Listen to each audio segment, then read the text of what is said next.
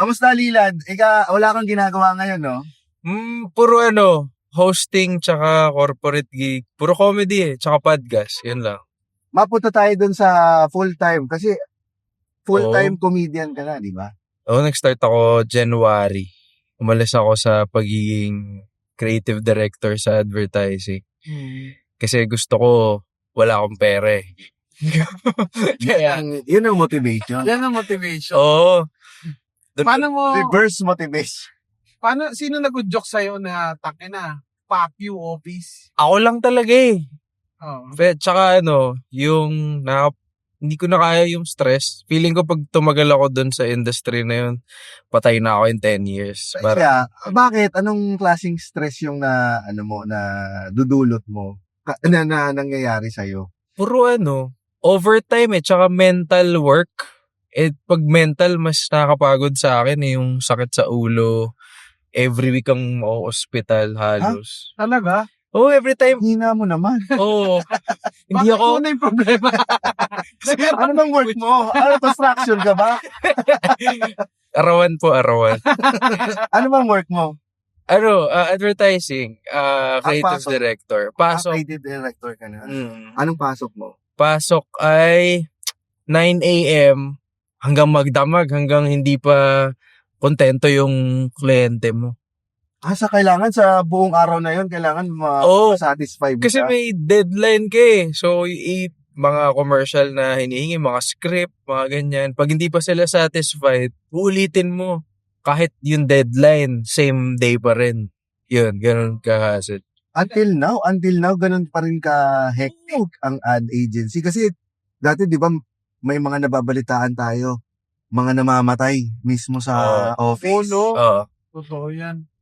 Either sakit or mental health issue. Pero yun, parang kadalasan stress talaga, pagod, physical, tapos puro yung kakainin mo pag overtime, di ba? Puro pizza, mga ganyang Mga sa company. Oo. Pakain. pakonsuelo. Anong pizza ang paborito mo?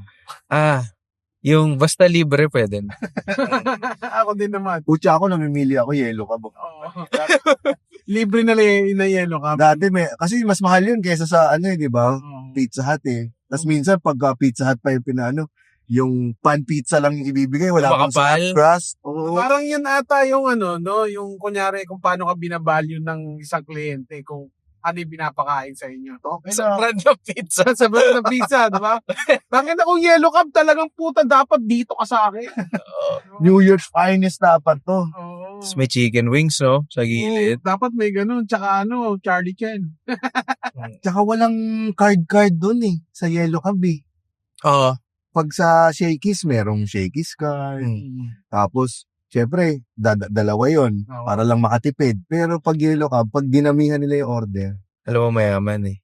dati meron kami noon sa company, merong vendor na nagpakait.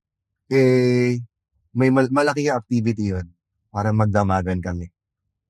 Pina-order niya yung isa. Sige, order na yung isang database administrator. Sige ko na umorder, pinabayaan niya. Puta ka na, pagdating ng bill, 25K. Ilang pizza yun? Kumakain kami ng 3 araw na yellow cab. Tayo kinatay mo nun, may sarili ng pepperoni. Kasi nung sa amin, talagang pag may mga ganun, talagang burautan talaga din kami.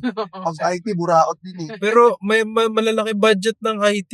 Kaya nga, doon lang bumabawi. Kasi walang OT. Walang OTP. Kayo, may OT pay naman kayo. Depende sa ahensya. Yung iba, nagbabayad. Yung iba, binabaliwala na lang kasi normal na everyday ganun eh.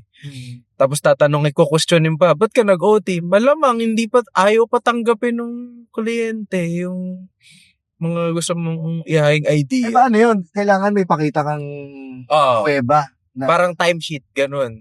Na parang, ba't ka nag-overtime?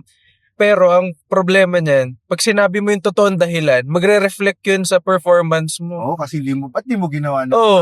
Di ka pala efficient eh. So, yung iba, hindi na lang kinakount. Ang nangyayari, hindi na bibigyan ng overtime.